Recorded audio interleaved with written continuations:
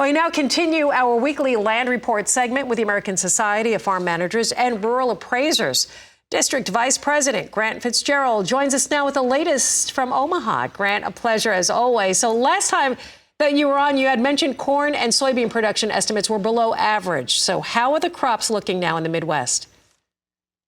Yeah, hi, Suzanne, and thanks for having me again. And this is the same story, a month later. This crop has endured just quite the roller coaster of weather patterns, almost kind of in reverse from what we've seen. It was a extremely dry June, followed by a timely and needed set of rain events in July. And then it basically has shut off the last couple of weeks and turned into abnormally hot and dry again. Again, this crop has endured a lot. And the weekly crop progress reports come out. And this week's we went down again on our rating, which actually puts us slightly below where we were a year ago and pretty far below where we were on a kind of a 5-year average. So we're excited to get into harvest here in a couple of weeks and see what is or what is not out there. But right now it's looking below average, I would say. Grant, when we're looking at these numbers, how does that impact land rental markets?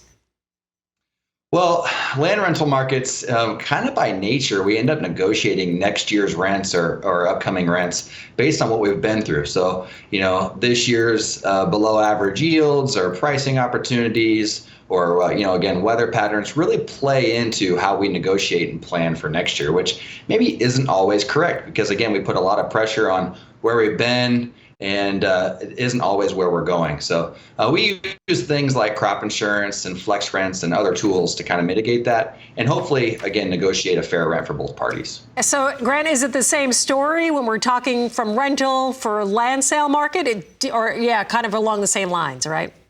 Yeah, it can be. I mean, at the end of the day, owner operators and tenant farmers are looking to control acres. So whether that's rent, or own, it's still pretty similar. And in both of those situations, there can be a once in a lifetime opportunity to rent or purchase that farm.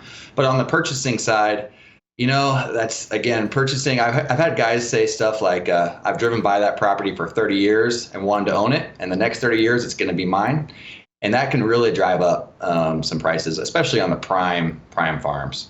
When it comes to rentals, I think there are different opportunities there. If you could speak to those flex rents when discussing land rental market.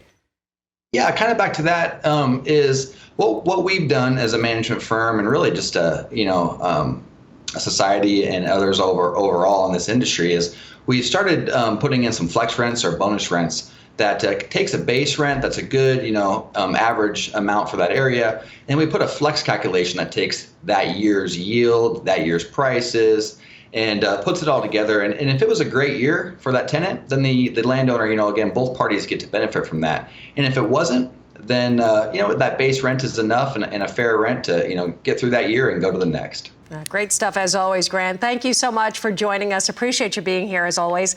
Grant Fitzgerald with the American Society of Farm Managers and Rural Appraisers. You want to be sure to tune in each Wednesday at 1:30 p.m. Eastern for a weekly land report update.